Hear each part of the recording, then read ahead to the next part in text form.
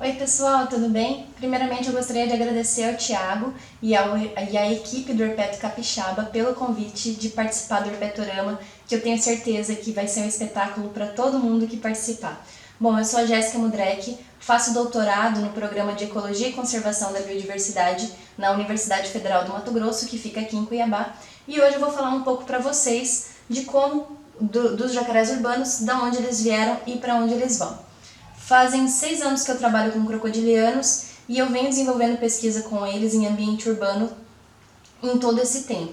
Então, quando eu converso com as pessoas, elas sempre me perguntam de onde vieram os jacarés, como eles chegaram aqui. Para a gente responder essa pergunta, a gente precisa entender da distribuição dos crocodilianos ao redor do mundo. Eles são distribuídos na América, na África, Oceania e na Europa. Atualmente são conhecidas 25 espécies distribuídas em 3 famílias: Alligatoridae predominantemente na América, Crocodilidae predominantemente na África, na Ásia e na Oceania. Bom, as 3 famílias são então Gavialidae, com apenas um indivíduo representando essa família, o Gavialis ganguético, onde eles têm esse focinho comprido e os machos, depois que eles atingem a maturidade sexual, eles apresentam esse padrão de dimorfismo sexual. Nós temos a família Crocodilidae, com 4 gêneros distribuídos, espécies de crocodilos, Mesistopes, Tomistoma e Ostealemos, e por fim a família Crocodilidae, também com 4 gêneros, sendo eles Caimã, Paleosuchus, Melanosuchus e Alligator. Bom, os crocodilianos eles utilizam uma enorme gama de tipos de ambiente, podendo utilizar lagoas, lagos, córregos, rios, pântanos e até mesmo áreas de mangue e áreas costeiras, como algumas espécies acabam utilizando. Sabe-se então que a principal ameaça à conservação dos crocodilianos é a perda e a modificação do habitat, principalmente pela remoção da vegetação ciliar. Pode ser ela por desmatamento, por queimadas ou até mesmo urbanização, construção de barragens. Na área urbana ainda tem a questão da canalização e despejo de esgoto. Com isso, é preciso que nós avaliemos o status populacional dessas espécies de crocodilianos. A IUCN, com os critérios avaliativos da relação se elas estão em extinção ou não, se estão em perigo de extinção ou não, classificam 7 das 25 espécies de crocodilianos como criticamente ameaçados de extinção, que são crocodilos mindorenses, Rombifer intermédios e siamenses, Alligator sinensis, Mesistopes cataphractus e Gavialis ganguéticos. Note que a maioria delas está com a população decaindo, que é muito prejudicial, né? Algumas espécies elas são categorizadas como vulneráveis no risco de extinção, que são essas 4, e eu vou falar um pouquinho de algumas das espécies que são criticamente ameaçadas de extinção e quais são os principais problemas do passado e do presente. Bom, esse é o Crocodilus mindorensis, o crocodilo da Filipinas, onde no passado ele foi intensamente caçado. Atualmente hoje existe a caça ilegal, mas um dos seus principais problemas é a perda de vegetação para as populações ribeirinhas.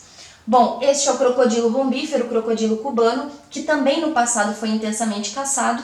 Ainda hoje existe a caça ilegal por conta do seu couro e também há um problema de hibridização com outra espécie de crocodiliano. Essa é a espécie de crocodilos que nós temos aqui mais próximos da gente, que ele ocorre na Colômbia, o crocodilos intermédios, que é o crocodilo do Orinoco. O nome dele já diz, ele ocorre apenas na bacia do Orinoco, e os principais problemas, as principais ameaças para essa espécie atualmente é a mudança de habitat e poluição. No passado também sofreu muito com a caça intensiva. Outra espécie que é criticamente ameaçada de extinção e talvez o caso mais preocupante dentre os crocodilianos existentes é o Alligator sinensis. É o alligator que tem na China. Ele também é uma espécie pequena de crocodilo. Ele ocorre numa parte isolada da China e as populações elas também estão isoladas. E no passado, até na década de 50, o principal problema do decréscimo populacional foi pela modificação do habitat natural para a construção de campos de arroz, que modificou totalmente o habitat e a população acabava não sobrevivendo, e também pela matança desses animais por medo da população, principalmente, de atacar algum animal da fazenda ou pet ou as pessoas.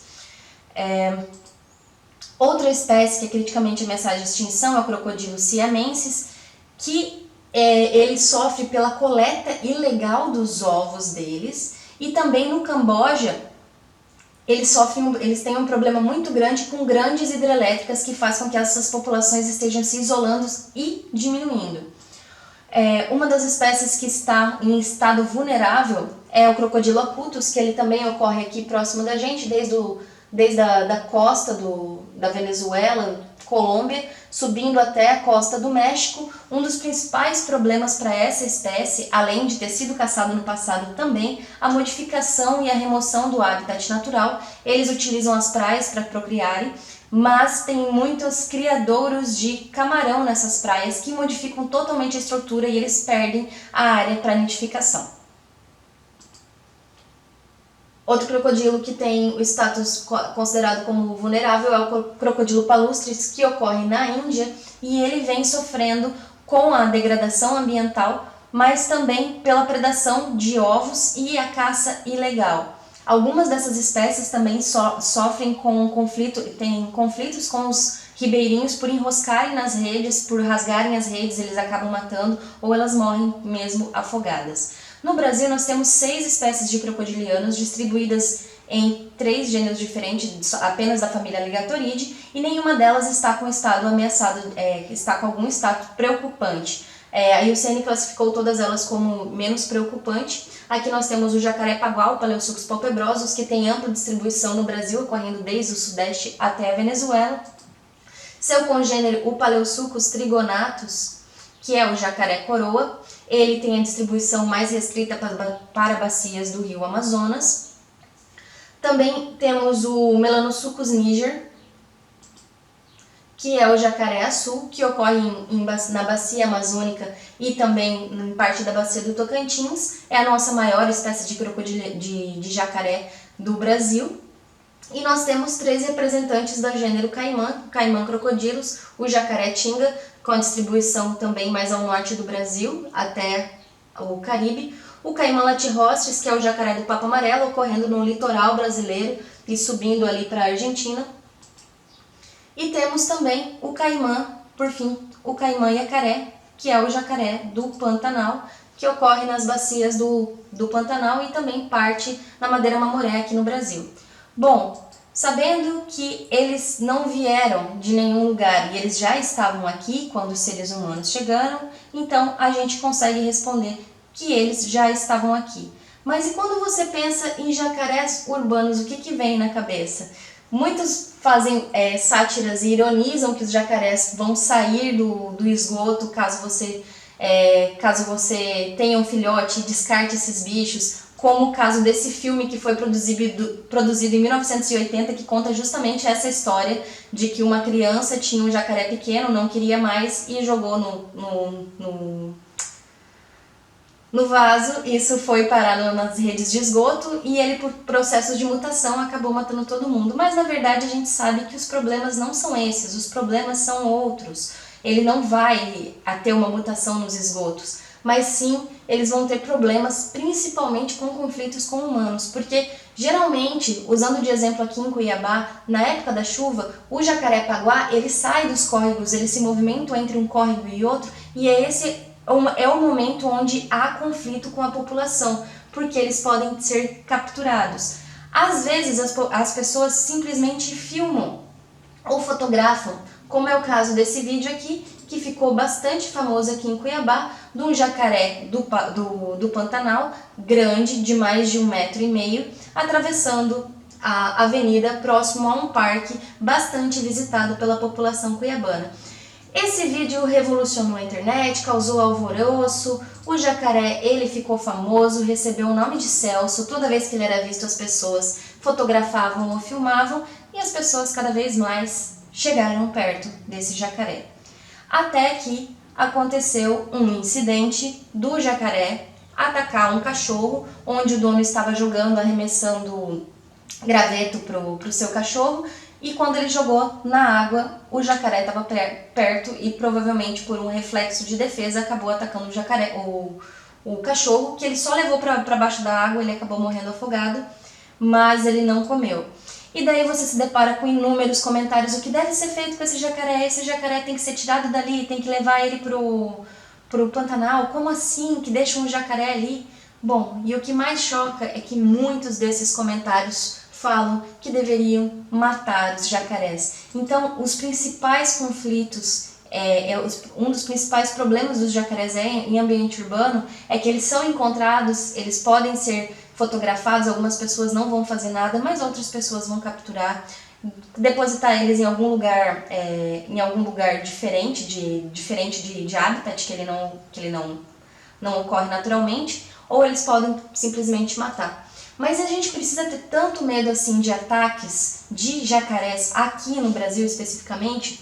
Esse aqui é um mapa de distribuição dos ataques de crocodilianos a seres humanos. Tem todo tipo de ataque, fatal e não fatal. E a gente pode perceber que no Brasil nós temos pouquíssimos incidentes. Esse mapa é feito há muitos anos de registros nesse site, vocês podem verificar depois, mas o que a gente pode ver com clareza é que aqui no Brasil, essas são as espécies que ocorrem aqui: o jacaré-açu, o jacaré-tinga, o jacaré do Pantanal e o jacaré do papo amarelo, e a gente pode verificar que apenas para o jacaré-açu existe ataques a seres humanos fatais.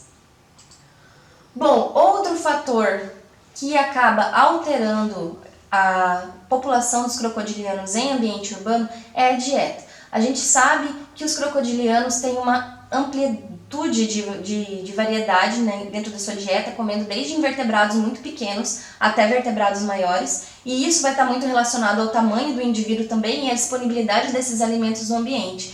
Mas se a gente pensar na cidade, além de ter muita entrada de nutrientes que favorece a presença de alguns organismos que são mais resistentes, como moluscos, como alguns peixes invasores, como os ratos, que eles acabam sendo mais resistentes, também existe o despejo de lixo. Aqui nós temos o conteúdo estomacal no estudo que foi feito em Manaus. Esse é o conteúdo estomacal de um Paleosucos palpebrosus, e onde foi encontrado um pedaço enorme de plástico. Também foi encontrado vidro e alguns outros itens de lixo. No estudo que eu conduzi aqui durante o meu mestrado, nós encontramos, além de plástico, pedaços do que seria algo feito de algodão e barbante também no estômago desses jacarés. E outras coisas que também, outra coisa que pode acontecer na dieta dos crocodilianos em ambiente urbano é a própria característica da espécie não ser comum, ela começar a demonstrar um comportamento que até então não teria sido registrado, por exemplo, em ambiente natural. Os crocodilianos, eles têm um comportamento de canibalismo, e quando a gente fez o estudo aqui em Cuiabá, foi a primeira vez que nós registramos o canibalismo para Paleosucos palpebrosus. Outro fator que pode ser alterado com a urbanização é a estrutura de tamanho, utilizando de exemplos também dos estudos que nós viemos realizando ao longo do tempo. Aqui o jacaré do Pantanal, e eu gostaria que vocês se atentassem à diferença na distribuição da estrutura de tamanhos do que é em ambiente natural e em ambiente urbano. O mesmo acontece com o Paleosucos palpebrosus, do jacaré-paguá, que tem maior predominância de indivíduos juvenis, enquanto em ambiente natural o jacaré do Pantanal ele tem uma distribuição muito parecida entre as classes de tamanho. E também o que é interessante verificar aqui é a quantidade de indivíduos neonatos e adultos reprodutivos. E por que isso é ruim, poucos indivíduos neonatos e poucos adultos reprodutivos? Bom, se tem poucos indivíduos neonatos, significa que não está havendo tanta reprodução naquele ambiente, não estão conseguindo se reproduzir naquele ambiente. Ter muitos indivíduos juvenis não é que seja ruim, mas vai demorar para essa população crescer. Porque o jacaré-paguá, por exemplo, ele demora cerca de 8 anos para atingir a maturidade sexual. Isso vai ser com 60 centímetros. Já o jacaré do Pantanal, os machos podem demorar até 10 anos para atingir a maturidade sexual. Então, termos só juvenis numa população urbana vai dizer que ela vai demorar para crescer. Bom, outro problema que pode ser afetado com a urbanização é a proporção na razão sexual, quantos machos e quantas fêmeas tem naquela população, porque os crocodilianos têm a temperatura, a temperatura que determina qual é o gênero que eles vão nascer. Eles não têm o gênero determinado como nós, que é geneticamente. Então, em temperaturas mais altas vão gerar mais machos, em temperaturas mais baixas vão gerar mais fêmeas. Mas essa variação ela é muito pequena dependendo da espécie, variando de 1,5 até 2 graus entre o que pode ser mais machos e mais fêmeas dentro de uma ninhada. Mas e como que a urbanização vai afetar na produção da razão, na proporção da razão sexual? Nas cidades existe um efeito chamado ilhas de calor, aonde a temperatura ela é mais alta por causa da incidência solar e da falta da vegetação, que acaba retendo um pouco desses raios solares. Mesmo nos córregos onde há vegetação ciliar, onde há mata ciliar, muitas vezes essa mata é predominada pelas espécies de vegetação pioneira, de vegetação primária, o que faz com que ali seja mais quente. E o que a gente tem encontrado até o momento é que existe uma diferença já do que é visto na população de, por exemplo, Paleosuchus palpebrausus novamente, do jacaré-paguá, onde em população natural eles variam de 2 fêmeas a 7 fêmeas e meia para cada macho, enquanto em ambiente urbano nós registramos 1,5 macho para cada fêmea. Há uma inversão também em outros estudos com algum grau de antropização, onde existe 1,5 a 3,3 machos para cada fêmea. Então a gente já vê essa modificação agora, desde o tempo da urbanização de cada cidade. Bom, e quais os outros problemas que a urbanização pode causar? A urbanização é um dos maiores problemas para a fauna e é um dos efeitos mais duradouros e pouco provável de ser restabelecido dependendo da espécie. A urbanização, então, ela pode alterar e diminuir o tamanho do fragmento, o tamanho dos habitats que se encontram dentro de áreas urbanas. Com isso, ela altera a conectividade entre esses fragmentos. Isso também acontece em ambiente, nos córregos, nos rios, né? Por conta da permeabilidade da matriz, diminui a capacidade de dispersão das espécies. Então, algumas espécies elas vão ter maiores problemas para conseguirem cruzar uma matriz urbana do que outras. E a longo prazo, pode haver o impedimento do fluxo gênico entre essas populações. Eu vou falar um pouquinho mais para frente o que isso pode acarretar.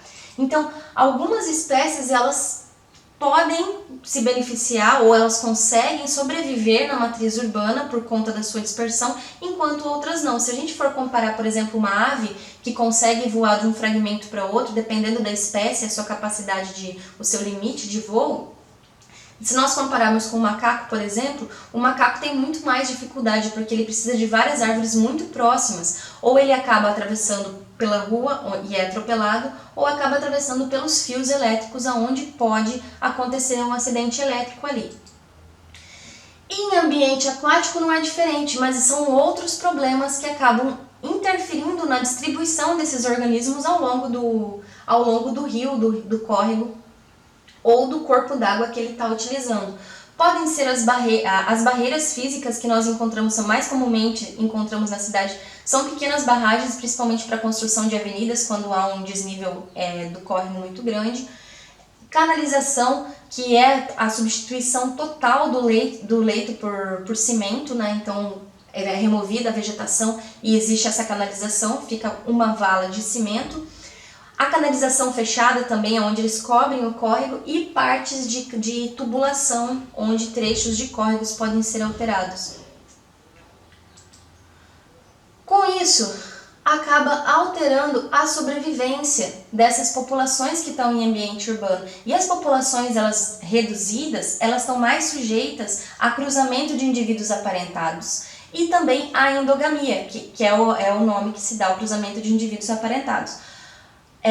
passando de geração para geração, talvez um alelo deletério, que pode conter algum gene de alguma doença ruim ou até mesmo a esterilidade, o que diminui a sobrevivência dessa população.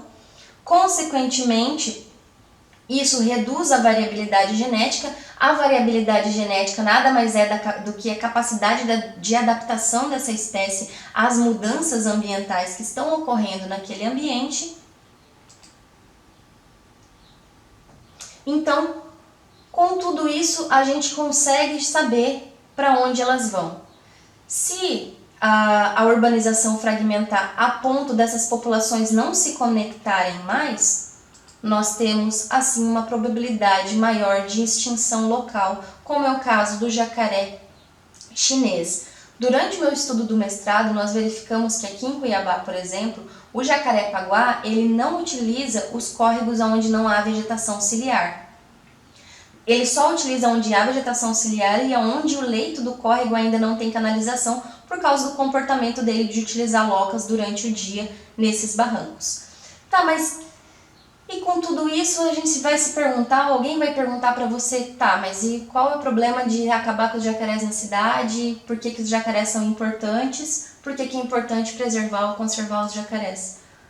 Bom, os jacarés eles têm uma imensa importância ecológica, primeiramente porque eles são topo de cadeia, então eles comem várias presas, eles fazem controle populacionais até mesmo daquelas espécies que os seres humanos acabam não gostando ou que pode transferir algum tipo de doença para as espécies, como muito casos de ratos, os caramujos que transmitem algumas doenças, e também eles acabam comendo peixes invasores que têm maior plasticidade ambiental e compete com os peixes que são nativos. Outra coisa interessante também é que pelas fezes dos crocodilianos se libera nitrogênio na água, que eles acabam defecando dentro da água.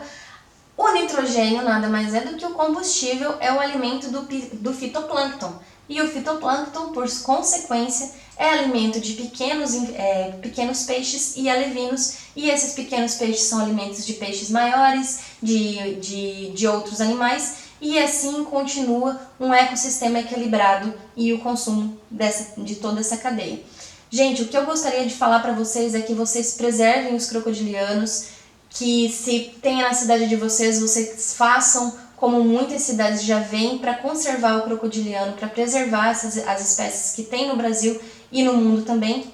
Aqui são algumas fontes de agradecimento, das fontes financiadoras da minha pesquisa ao longo da minha carreira. E qualquer dúvida, sugestão, crítica, pergunta, vocês podem entrar em contato comigo pelo meu Instagram, @gemudrek, ou pelo meu e-mail, jessicamudrek@gmail.com. E é isso aí, galera. Espero que tenham gostado, espero que tenham entendido as coisas. E muito obrigado mais uma vez, Thiago, pela oportunidade de participar do Herpetorama. Nos vemos numa próxima.